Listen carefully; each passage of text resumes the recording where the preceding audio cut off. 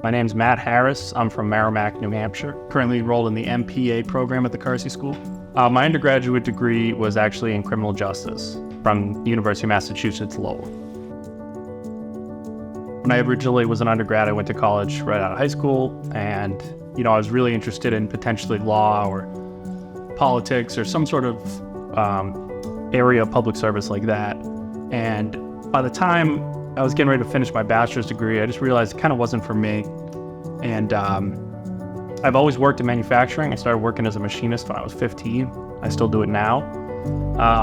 But long story short, I found my way in education. I actually work at UNH right now. I teach on the Manchester campus. I run the machine shop there. And that really kind of reignited my passion for education. And what it came down to for me is, should I get a master's of education or maybe something else? And when I found the MPA, I just felt that it was a lot more flexible. It gave me more tools. I just think the MPA just gave me sort of like that management toolbox. So wherever I end up down the road, whether it's education or nonprofits, I feel like I'm pretty well prepared for that. My classmates are just so motivated and prepared, and they have like a real reason to be there, so to speak. And so that just makes everything more interesting. And if you're working on a group project or even just having discussions, it's just way more enriching, because it's all people that really are just really dialed in on the material, or really trying to get somewhere in their life or their career. And it just kind of makes the whole process. It can be tough. The 8-week format at the Carsey School, I think it works really well for the program. That being said, though, even though I do think it suits the material well, it is challenging. It moves quick. I'm not saying it's 24/7 or whatever, but you can't just ignore your readings for 3 days in a row or something. Like, you got to chip away at it. You got to stay on top of it. In terms of other things going on, obviously, like I said, I work at UNH. I'm married. I'm a homeowner. So all those things that all the little projects that come up being a homeowner or stuff like that. So it is. You do have to balance it. I think Carsey does a really good job of being straightforward and saying, hey, this is what you got to do. And they're willing to work with you and stuff like that. But at the end of the day, you got to knuckle down and do the work, and you got to stay on top of it. That's the one thing I would tell people. Working in education, I found that instructing or teaching and managing are two skills that I think people overlook. I think there's often an assumption that if you are good at the technical aspects of your job, then you would automatically be good at managing others in that job or teaching others how to do it. And that's simply not true. They are separate skills, and I wouldn't have been able to just jump into a management role without some preparation. I think that's kind of a mistake that sometimes happens. People get thrust into roles. And so being able to actually learn about these things and quantify these things has just been really great. That I just have a more appreciation for what goes into being in a leadership role in any type of organization. I am going to be applying for the PhD program in education here at UNH.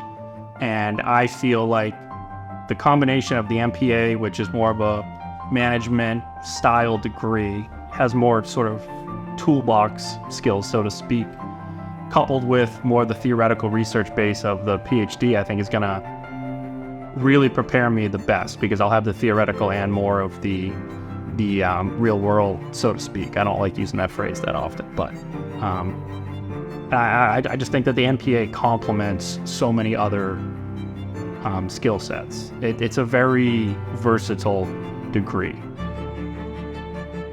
So I was raised primarily by my grandparents. Neither one of them completed high school, and it was very important to them that I get a college education. Kind of same old story, I think, a lot of people tell.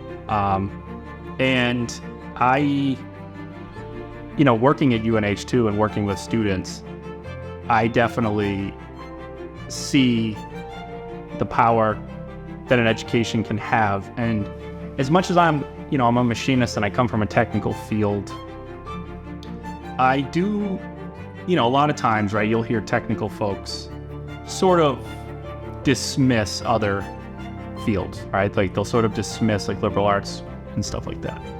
And I don't feel that way because I'm kind of romantic about education. I think that there is just intrinsic value to be an educated person. I think it serves you well for your life.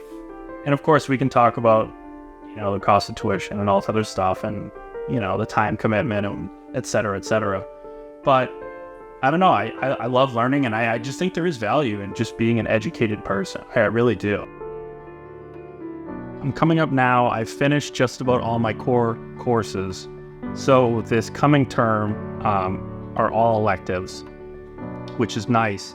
That's one of the really nice things about the MPA is that the electives, you do have to have them sort of vetted or approved by your advisor. But if you can, connect them to what you're doing or what you're trying to do in your field, they're willing to work with you. And so for me, my electives are going to be in education. So by the time I finish my MPA, I'll have finished 3 graduate education courses, it's really nice to be able to side by side have some of that public administration lens. That's what I'm really looking forward to. It's nice that there is some flexibility in the program to accommodate, different career goals and our intellectual interests, stuff like that. I don't know, it's kind of now that I'm in it, I guess it kind of, I don't know, just kind of woke something up in me. I'm just really enjoying doing the work. I just find it really enriching. I enjoy reading, learning about this type of stuff, and it just, obviously this is going to certainly help me in my career, but I've just found it so rewarding on its own right, which I guess is kind of a dorky answer, but it happens to be the truth for me. And I just think that there is, like I touched on earlier about this, the idea that, some people kind of don't appreciate managing or teaching or some of these other skills. They don't consider them separate skills. I think public administration is one of those things, right? Like you don't think, you always think of like some faceless bureaucrat or something, or just a cog in the government machine or whatever. And like, there's just so much more in the nonprofit and public sectors. There's so much more. It's its own ecosystem, so to speak. And it's worth pursuing. It's worth studying if you're going to be in that field, which I enjoy being in public service, and I want to continue to do that the rest of my career. I think the MPA program is most beneficial for someone that already has some work experience past their bachelor's.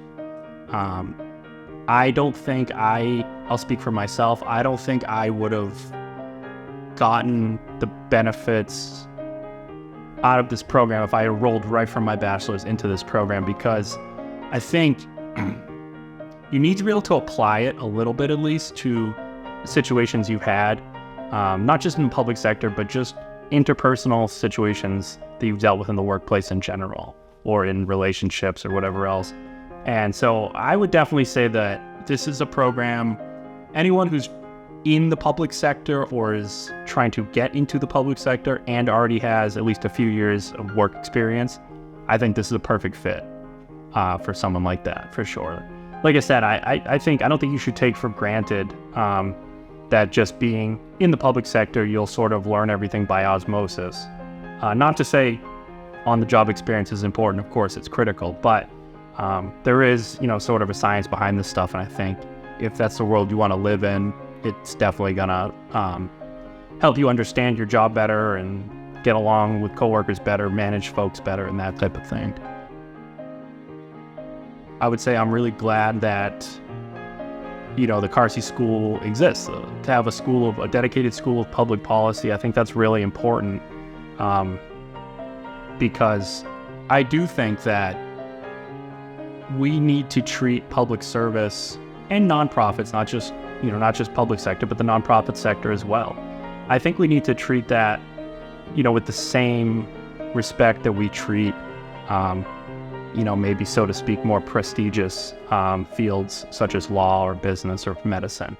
Not that those aren't critical, of course they are as well, but I do think that sometimes,